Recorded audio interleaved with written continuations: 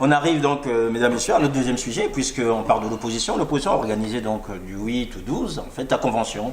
Bédé Laouna, vous avez suivi cette convention. Aujourd'hui, vous intervenez déjà sur cette question sur d'autres médias. Alors, on s'est dit que l'opposition congolaise était mal partie, elle était mal organisée, elle n'avait pas de leader. Or là, on a vu des gens qui se réunissent, qui mettent en fait en place un comité qui permet plus ou moins de gérer les conflits qui pourraient naître entre l'IDC et le FROCAD. Or, on sait aussi qu'il y a certaines personnalités du FROCAD, comme M. Nzon, qui ont dit non à cette convention et qui aujourd'hui commencent en fait à donner un autre ton ou un autre son par rapport à cette unité de l'opposition. Bédé Laouna, déjà, par rapport à ça. Je rappelle que M.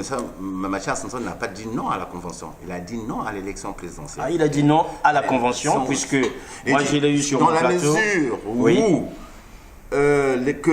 aller aux élections présidentielles n'avait pas de sens, donc la convention n'avait plus lieu d'être. C'est vrai. C'était dans ce sens-là. Oui, c'est vrai. Et je crois qu'il a aussi ses arguments. Je sais combien je ne porte pas Mathias Nzon, je le dis ici ouvertement, pour des raisons politiques, philosophiques aussi. Mais là, je crois que Mathias Nzon a, pour employer une litote, n'a pas eu tort. Je crois que comment peut-on prôner le contraire de ce qu'on a défendu il y a à peine 2-3 mois? Aller aux élections, à mon avis, m'a semblé être une légitimation a posteriori du coup de force de Sassou. Il y a 2-3 mois, on a critiqué Sassou ici, puisque l'objet même du FROCAD et de l'IDC, c'est de lutter contre le changement de la Constitution. Mais voilà qu'aujourd'hui, qu'on nous dit que non, l'opposition doit aller aux élections. Ce que Charles Zakari Bouwawo, que j'ai d'ailleurs eu hier au téléphone dans la perspective de cette émission, appelle la contradiction performative. Bon, merci. Il confond un peu philosophie et politique à certains moments, je le comprends. Mais cette opposition, c'est à se demander à quoi elle sert. Elle désoriente. Elle désarçonne, elle confond tout. Je me dis, mais où est la ligne? Où est la clarté? Où est la visibilité? C'est quoi? Cette opposition se dit que nous devons aller aux élections parce que dans la population, nous sommes majoritaires. Oui, ça, tout le monde le sait, que l'opposition est majoritaire, que Sassou n'a jamais été majoritaire au Congo. Ça, c'est vrai. Mais le problème, ce que oublie l'opposition, c'est que si cette opposition va aux élections, Sassou gagne. Si cette opposition ne va pas aux élections, Sassou gagne. On fait quoi? Maintenant, que faire? Voilà bien la quadrature du cercle. Pour l'opposition, pour l'instant, elle devrait réfléchir à définir une stratégie efficace et non à privilégier ce que certains opposants appellent le pragmatisme et que le pragmatisme doit primer sur la cohérence. Mais moi, je dis le contraire, qu'il faut à un certain moment, parfois, pour être convaincant, être cohérent et constant. Guillaume René Matessi, cohérent, constant, apparemment, c'est des qualités qui manquent à l'opposition congolaise. Je ne verrai pas les choses dans ce sens-là. Enfin, oui, c'est vrai qu'à un certain moment politique, il y a deux choses. Où on se contredit, où on se répète. Donc, on se contredit, bon, c'est quand on manque de conviction. On se répète quand on a des convictions. Bref, l'opposition se retrouve dans une situation où on constate qu'il y a une partie de l'opposition, comme on vient de citer les Mathias Nzon, Kimfusia, je pense, qui ont dit que non, on n'ira pas aux élections. Moukeke, tout ça. Bon, voilà. Nous n'irons pas aux élections. Cela peut se comprendre. Parce que bon, ils répondent à une logique qui est celle-ci, c'est-à-dire que nous n'avons pas participé au référendum, nous restons sur cette position-là. C'est entendable. Par contre, une autre partie, donc l'IDC FROCAD, qui eux posent des conditions. Ils disent que bon, nous allons participer à l'élection présidentielle, à condition qu'il y ait un certain nombre d'avancées, donc d'où ce dont nous avons parlé. La biométrie, la transparence. Puis l'expertise par l'OIF. Et voilà. Donc moi je pense, personnellement, je pense que c'est une bonne chose que l'opposition participe à cette élection présidentielle. pour une simple raison. Je pense que si, lors du référendum, si l'opposition avait demandé au peuple d'aller voter non, je pense que les choses se seraient peut-être passées autrement. Aujourd'hui, je pense que dans la stratégie de l'opposition, c'est de dire que bon, maintenant, nous allons partir, nous allons demander aux gens d'aller voter. Oui. Maintenant, le véritable problème revient au premier sujet que nous avons traité. Est-ce que le recensement, la transparence, et comme l'a dit Bédel Baouna, on sait que le président actuel n'a jamais été majoritaire. Et que maintenant, pas plus que maintenant, qu'il est aussi impopulaire. Jamais il n'a été aussi impopulaire que maintenant, qu'il va encore gagner des élections. Moi, je pense qu'aujourd'hui, il ne faut pas. Il y a un soupçon de tricherie qui est là. Il est entendable.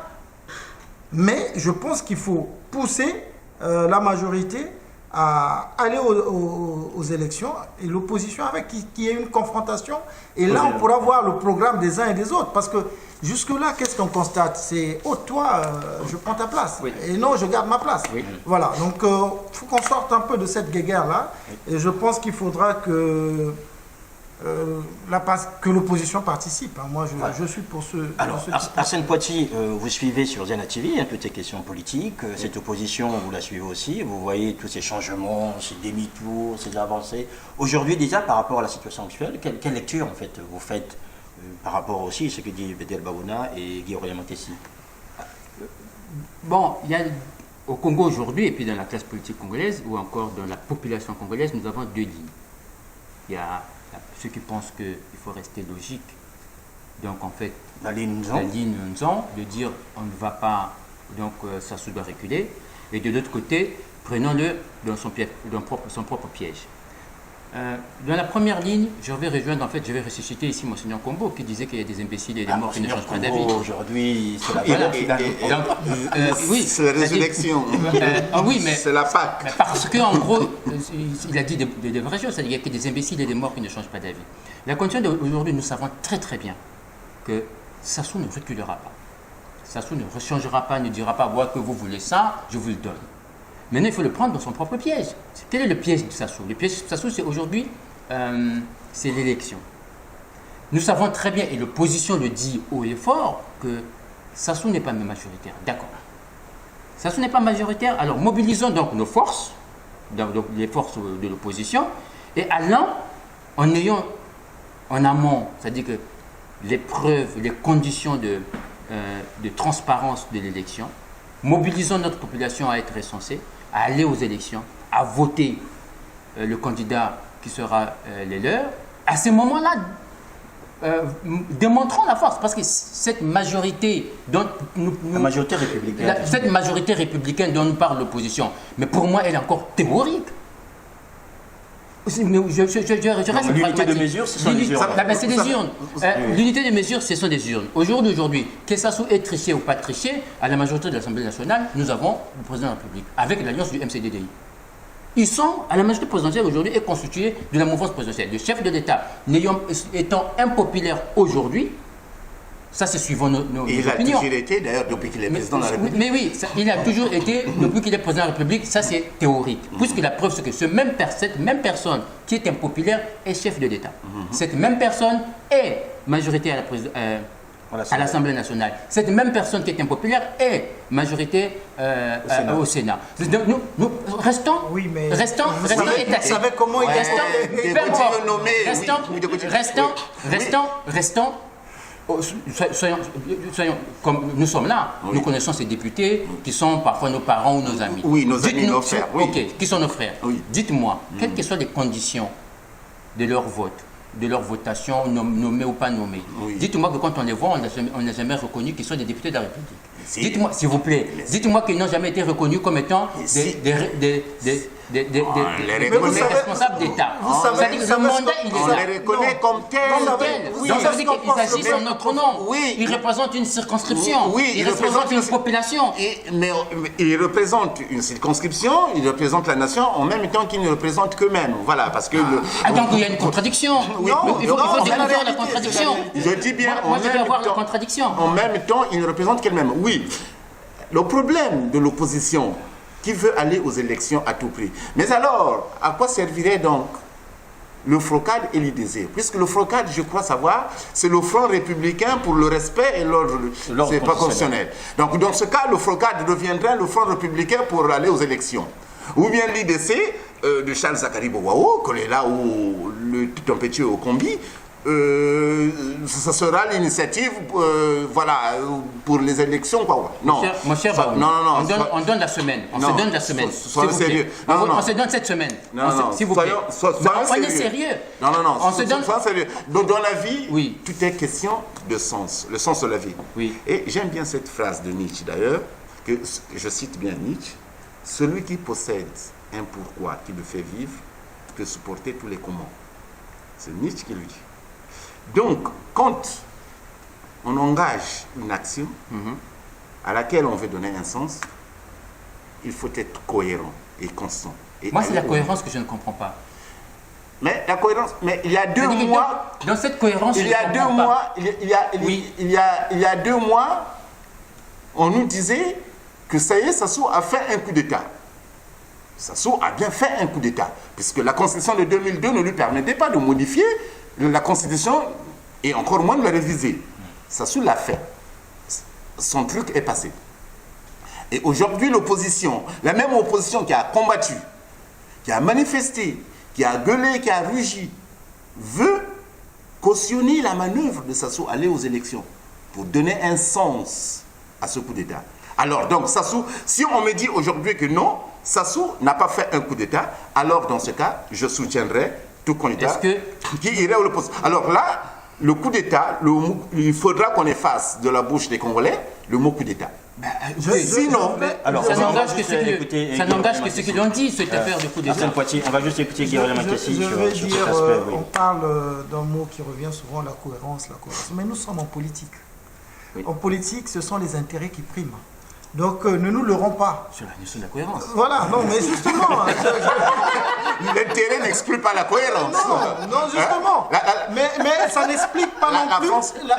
Quand François Hollande change d'avis sur le Congo, il n'est que cohérent par rapport à la politique France-africaine de la France. Allez-y. Ce que je voulais simplement dire, c'est que l'opposition est dans une stratégie, dans une nouvelle stratégie. La première stratégie qu'ils ont, que l'opposition a appliquée, n'a pas marché, le boycott. Oui. Et on sait qu'aujourd'hui, le boycott a toujours, comment dirais-je, a toujours profité. Voilà, parce que vous êtes absent. Oui. La politique de la chaise vide, elle est mauvaise. Voilà, elle n'a pas marché. Aujourd'hui, l'opposition change de stratégie. Voilà, hier nous n'étions pas là. Il a fait passer son référendum par un coup de force, c'est ce que je disais. Si l'opposition avait demandé que, bon, allons tous dire non au référendum, je pense que les choses... C'est-à-dire que participer directement et non pas boycotter. Voilà. Ouais, avec l'engouement du peuple qu'il y a eu, je pense que les choses allaient quand même un peu être... allaient se corser. Oui. Voilà. Et parce que je suppose que le peuple n'allait pas accepter de se faire voler sa victoire. Oui. Aujourd'hui, l'opposition est dans cette stratégie-là. C'est-à-dire... que maintenant, hier, on a fait le boycott, ça n'a pas marché.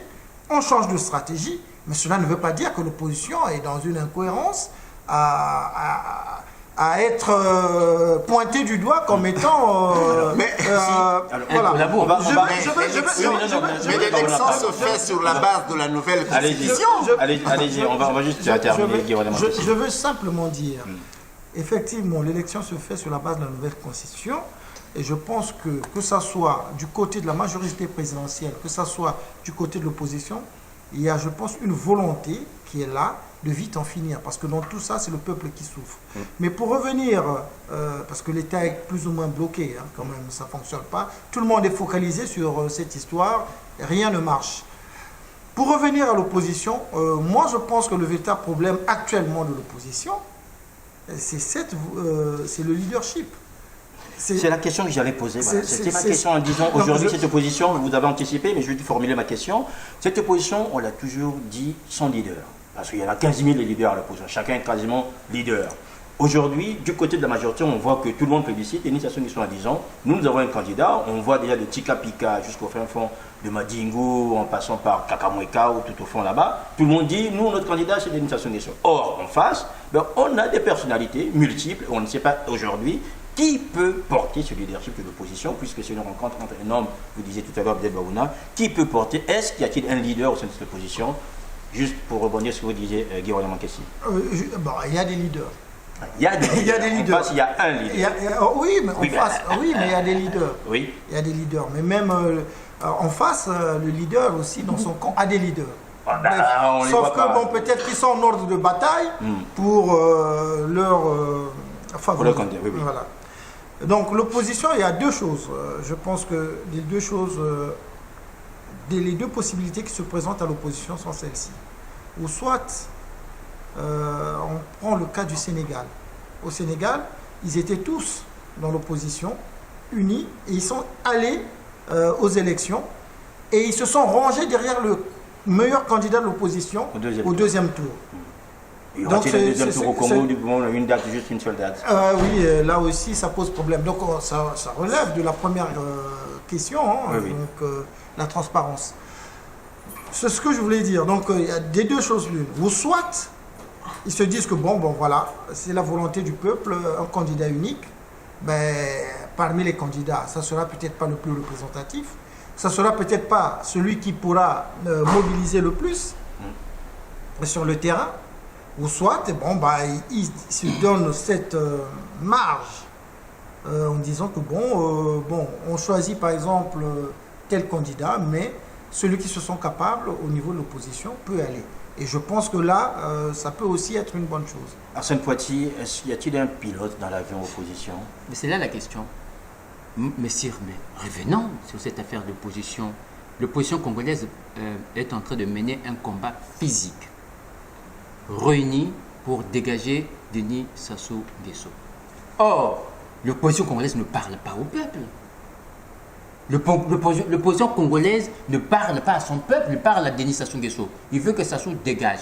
Or, mais maintenant des enquêtes d'opinion, la question de la population congolaise de prime abord n'est pas que Sassou dégage, mais que un changement de système. Non, mais laissez-moi, je termine mon argumentation.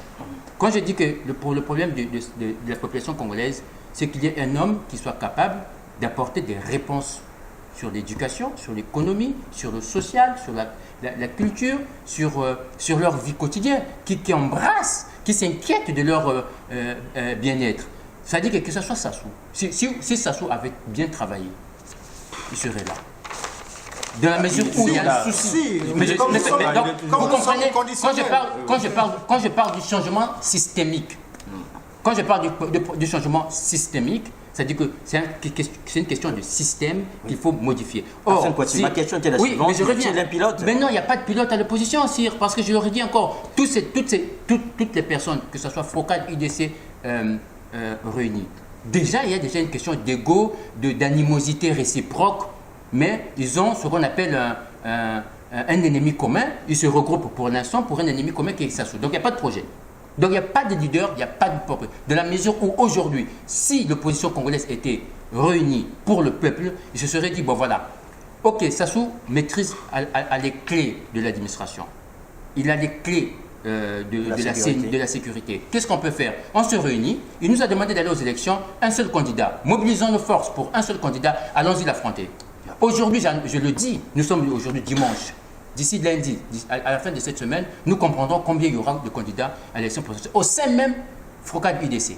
C'est pour démesurer jusqu'où c'est une question d'animosité interne, d'ego personnel, mais il n'y a pas d'unité de projet. Il y a une unité de personnes. Même pas, non, je vais lire pour mieux dire. Il n'y a pas d'unité idéologique. C'est normal. C'est une unité, mais c'est une unité physique, de personnes. C'est-à-dire que l'ennemi commun qu'on a, c'est Sassou Nguesso. C'est la personne de Sassou qui gêne, qui est l'épine dans la marche de l'opposition. Mais sinon, ils vont se battre entre eux. Et moi, je rebondirais même. J'approuverais même ce que dit Poitiers, qu'il n'y a pas un pilote dans l'avion dans l'opposition. Et pour cause, quand vous voyez bien, l'opposition n'est peuplé que de gens qui ont été, ou bien qui ont travaillé de près ou de loin avec Sassou. Plus de près, souvent. De près.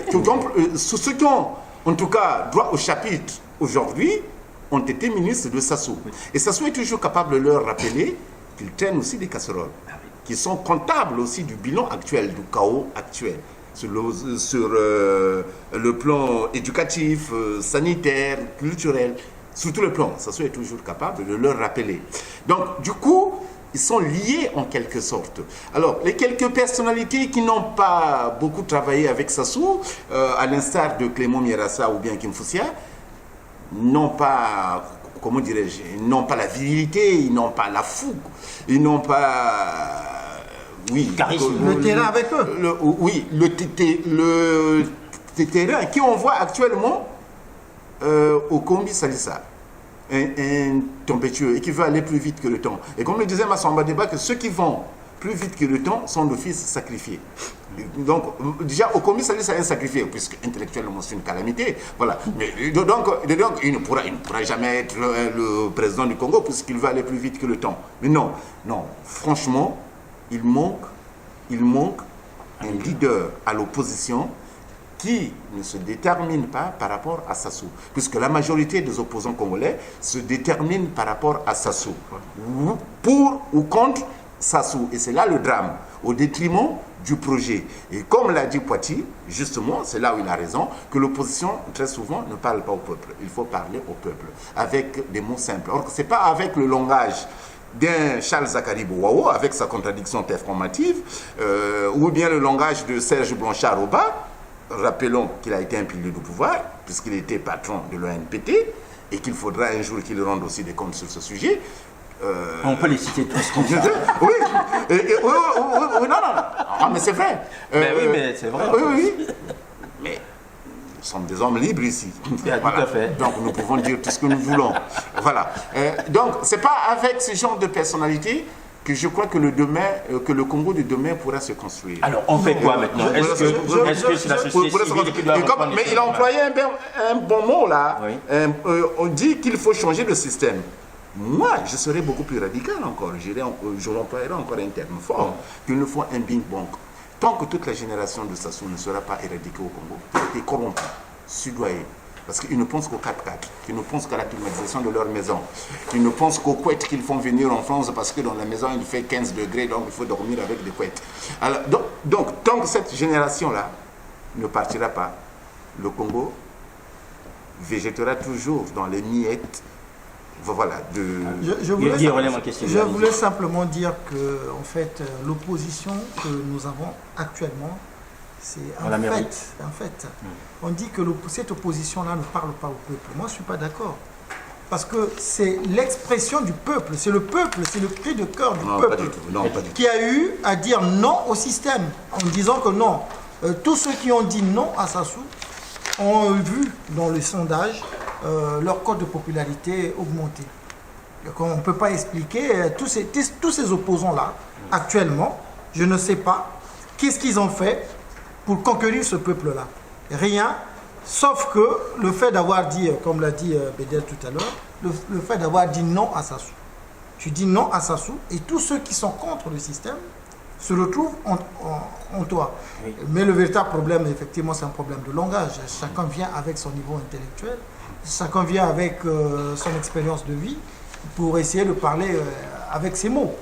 Mais moi, je pense qu'ils essaient de s'adapter à ce peuple-là qui est en train de réagir, qui est en train de bouillir, de dire que non, il y en a marre. Et on a vu lors du 20 octobre, les pancartes, ça suffit. Ça vous parle.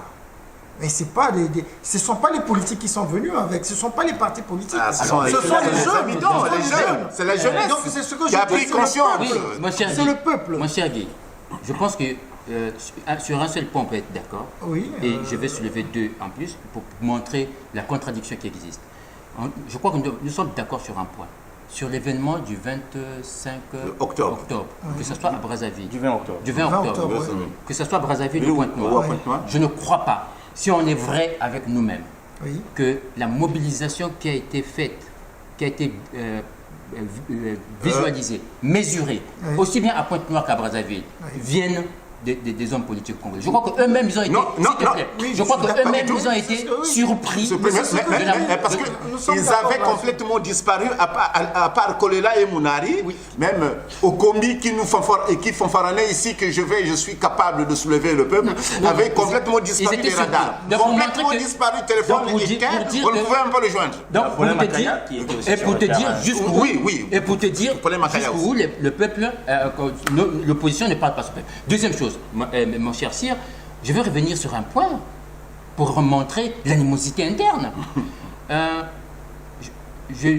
On peut tout dire de Paulin Makaya. On peut tout dire de lui. Mais remarquez, une opposition qui se réunit. Un démocrate est en prison. Démocrate, un leader politique est en prison. Ils ont terminé une convention sans avoir cité un mot. Sur Paulin Makaya. C'est-à-dire qu'il n'y a même pas eu une phrase, même pas une intention, même pas une prière pour lui. Mais est-ce que nous faisons... Est-ce que Poitiers... Paulin Makaya n'est pas dans... Les démocrates soutiennent... Est-ce que vous faites vraiment une bonne analyse? Je crois que l'opposition, s'il ne cite pas Paulin Makaya, a peut-être aussi ses raisons. Paulin Makaya ne faisait partie ni du FROCAD, ni du LDC. Ni de la mouvance présidentielle, je pense aussi. Non plus. Il était à part. Mais alors, pourquoi était-il à part? Est-ce pour autant ne pas comptait-il sur quelqu'un d'autre? Est-ce que ne pas être avec vous, c'est être contre vous? Vous excuserez ma passion de citation, comme le disait Saint-Exupéry, que je respecte quiconque emprunte un autre chemin s'il peine vers la même étoile. Ok, mais ils auraient dû, dans le cas du Congo-Brazzaville, sachant que Sassou demeure un lion, que pour affronter le lion, que les lièvres auraient dû, ou bien les buffles, auraient dû se retrouver ensemble. Parce que quand il y a plusieurs buffles, le lion aussi a peur. Le lion aussi a peur d'aller les affronter. Mais là, Paulin Makaya a choisi la solitude politique et il reste... C'est une âme égarée, Paulin Makaya, en quelque sorte. Pas dans le mauvais sens du terme. Il est attrapé. Est-ce qu'on peut là, il reste seul.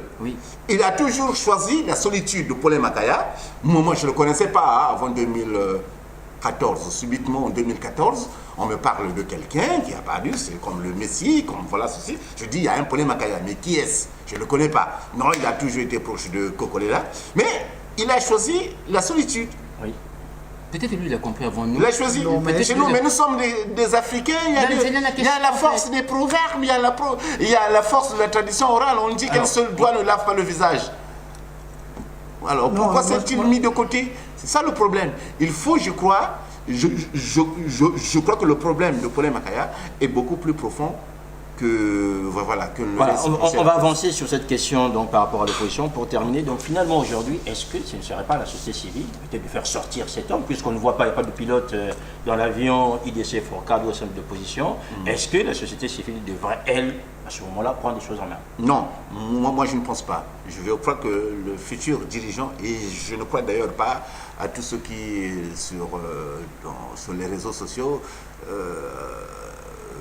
nous parle abondamment de Jean-Marie Michel Moukoko qui comme s'il était le Messie. Non, je crois que la politique, c'est l'affaire des hommes politiques. Jean-Marie Michel Moukoko avait un parti politique. C'est pas un homme politique, c'est un militaire. Jusqu'à preuve du contraire, il n'a jamais assumé une fonction politique. Il a toujours assumé des fonctions militaires. On nous fait croire, on nous ressasse que voilà, il pourrait peut-être aller affronter Sassou. Mais jusqu'à présent, il ne nous a pas prouvé de quoi il est capable. Voilà, il est à Bangui, et je vous signale que Sassou vient de le ridiculiser d'ailleurs, en retirant les gardes-corps qui le gardaient à Bangui. Donc c'est dire, bon, les deux hommes ne s'aiment pas, pour des raisons que chacun sait déjà. Mais donc, non, le futur président, un homme, ce sera toujours un homme politique. Moi, je crois en la politique. Moi, je crois beaucoup en la politique. Mais donc, le futur président, celui qui pourra déloger Sassou, ce sera un homme politique. Voilà, qu'il définisse une stratégie le moment venu, mais voilà, mais pour l'instant, cet homme Moukoko, pour nous, c'est pas le joker, dit Aurélien Makessi, puisqu'on a vu qu'au niveau de l'opposition, c'est un peu compliqué. Lui, c'est pas un politique, comme le dit Bédiel Baouna. Finalement, c'est un militaire. Est-ce qu'il faut peut-être pas un militaire en face de Sassou? Je ne pense pas. Je pense que le joker en face de Sassou, c'est le peuple. Et aujourd'hui, il n'y a que l'insurrection qui peut chasser M. Sassou au pouvoir. Et comme ça ne s'est pas fait, et si le peuple ne prend pas son destin en main, je pense qu'à un certain moment, on sera lassé de dire que bon voilà, écoutez, c'est Dieu qui l'a mis là, comme certains. On va rentrer dans un pessimisme qui va nous abrutir de brider, oui, voilà. De temps que les églises de refait y travaillent. Oui. On va se dénaturer, et puis bon, le Congo qui a déjà perdu de son aura, va encore s'engouffrer dans des méandres dont on aura du mal à se relever. Vous savez, je vais vous citer un exemple. Aujourd'hui, il y a un pays que j'observe beaucoup, Haïti par exemple. C'est un pays qui n'arrive pas à se relever après la dictature qu'elle a subie de la famille des Baby Doc. Et aujourd'hui, quelle que soit la bonne volonté des hommes politiques haïtiens qui essaient de relever ce pays-là vers le haut, ils ont du mal. C'est-à-dire le pays était tellement tombé très bas qu'aujourd'hui, il faut beaucoup d'efforts. Je ne veux pas que notre pays, le Congo, soit dans cette situation-là. Nous avons beaucoup de potentialités, nous avons vraiment de l'énergie, nous avons tout pour réussir. Ce qu'il nous faut et ce qu'il faut à nos hommes politiques, c'est le bon sens. Maintenant, quitte à voir si c'est Moukoko, si c'est n'importe quel homme politique, je ne sais pas s'il y aura un homme politique après Sassou qui fera pire. Je ne sais pas, mais bon. Arsène Poitiers, Moukoko, aujourd'hui, le général est présenté comme, je dirais peut-être le Moïse, ou celui qui pourrait mener les Congolais vers la terre promise.